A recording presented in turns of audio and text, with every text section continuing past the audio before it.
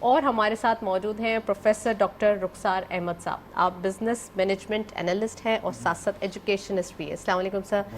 میں چاہتا ہوں بالکل ابھی سیکیورٹی ایکسچینج کارپوریشن نے جو ابھی بہت آسان کر دیا ہے فرم جو پرائیویٹ لمیٹڈ ہیں اور لمیٹڈ فرم کو کہ اب وہ آن لائن رجسٹرڈ ہو رہی ہیں. اور وہ میں نے دیکھا ہے کہ اس وقت جو ہیں جو پچھلے 10 سال میں رجسٹرڈ نہیں ہوئی تھی اتنی کمپنیز جو ہیں وہ لاکھوں کی تعداد میں رجسٹرڈ ہو رہے ہیں. اس کا مطلب یہ ہے کہ لوگ بزنس کی طرف آ رہے ہیں اور یہ ایگزیکٹلی اور چونکہ اس کام کو آسان کیا گیا ہے SECP نے آسان کر دیا ہے کہ وہ کمپنی بن رہی ہیں. ظاہر بات ہے جب ایک کمپنی بن رہی ہے وہ ظاہر بات ہے ٹیکس بھی اس نے آگے پے کرنا ہے, اس نے کوئی فیس بھی کرنی ہے, تو بزنس کے مواقع مل رہے ہیں لوگوں کو. تو چیزیں گورنمنٹ نے بڑی آسان بھی کی ہیں بزنس پوائنٹ آف ویو سے. اور میں سمجھتا ہوں اس سے جنہوں نے اب فرم بنائے, میں یہ نہیں کہہ رہا کہ جتنے لاکھ فرم یا کمپنیاں بنی ہیں وہ سب کاروبار میں آ جائیں گی اور کاروبار شروع کریں گے. اس میں سے اگر 10% بھی 5% بھی اگر کام کرتے ہیں تو ہماری اکنامی اوپر جائے گی.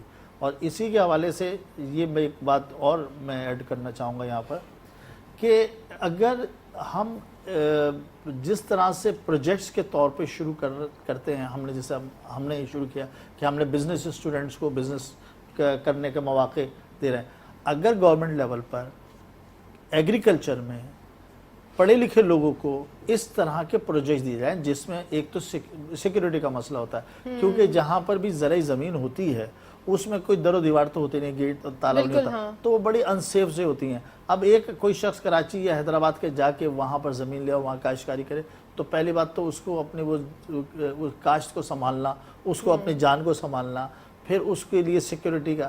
تو میں سمجھتا ہوں کہ اگر گورنمنٹ اس لیول پر کام کرے جو ایگریکلچر کو فروغ کے لیے کہ سب کے لیے برابر کے مواقع کھول دیے جائیں کہ جو بھی آئے اس کو کاشتکاری کرے, زراعت کا کام کرے, زمین لے وہاں پہ کرے, اور پھر وہ ایکسپورٹیبل آئٹم, کیونکہ دیکھیں نا اگر ہمارے فوڈ آئٹم بھی ہم یہ یہاں کاشتکاری شروع کر دیں تو کافی ہماری مہنگائی جو ہے نا وہ نیچے آ جائے گی, انفلیشن کم ہوگا, اور پھر جب زیادہ ہوگا تو پھر ہم ایکسپورٹ کریں گے اس کو.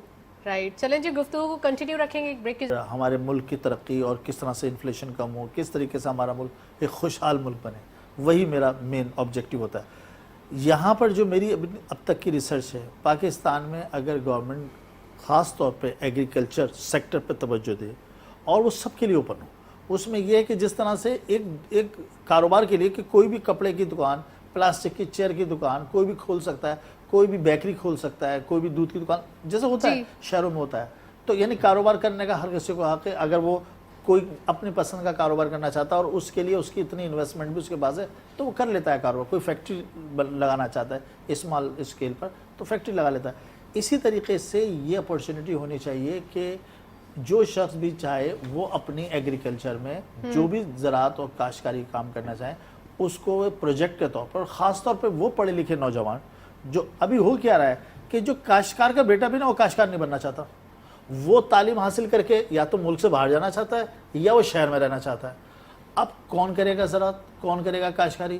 جبکہ آپ یورپین کنٹری کے اندر دیکھیں تو وہ جو کاشتکار ہے وہ ایسا ہی ہے جیسے کہ ایک شہر میں گھومنے پھرنے والا آدمی ہے, وہ کوٹ پینٹ بھی پہنا ہوا ہے, وہ جینس بھی پہنا ہوا ہے. تو سر اس کا مطلب یہ ہے نا کہ ان کو جو وہ پرکس چاہتے ہیں ان کو وہ مل نہیں رہی ہیں, یا ٹریننگ کی کمی ہے یا پھر ریسرچ کی کمی ہے. یہاں تینوں چیزوں کی کمی ہے, یہاں ریسرچ کی بھی کمی ہے, ٹریننگ کی بھی کمی ہے, اور سپورٹ کی کمی بھی ہے. یہاں دیکھیں نا, میں اکثر ایگریکلچر یونیورسٹیز ہیں, اب ایگریکلچر اسپیشلائز یونیورسٹیز بھی ہیں, ان کے میرے وائس چانسلر کے ساتھ بھی بات ہوئی ہے اور وہ کچھ کام کر بھی رہے.